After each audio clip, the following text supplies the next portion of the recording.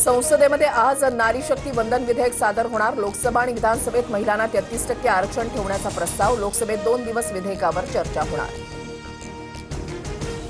दिल्लीत इंडिया आघाडीची खलबतं। विशेष अधिवेशनामध्ये आज नारी शक्ती वंदन विधेयकाला पाठिंबा देण्याचा निर्णय। आम्ही महिला आरक्षणाच्या विरोधात नाही, पण डिलिमिटेशनला विरोध, विरोधकांची भूमिका। काही लोक महिला आरक्षणाला छुप्या पद्धतीने विरोध करत आहेत। विशेष अधिवेशनामध्ये विरोधकांचा बुरखा फाटेल। नारी शक्ती वंदन विधेयकात डिलिमिटेशनला विरोध करणाऱ्यांना मुख्यमंत्री फडणवीसांचं उत्तर।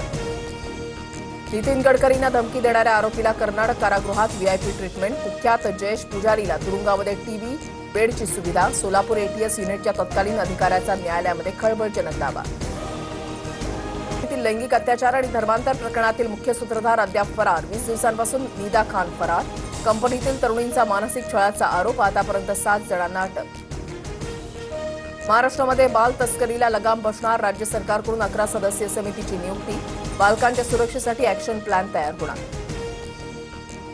विदर्भात पुन्हा तीव्र उष्णतेची लाट। वर्ध्यामध्ये आज शाळांना सुट्टी जाहीर। अकोला नागपुरात तापमान 42 अंशांच्या पुढे।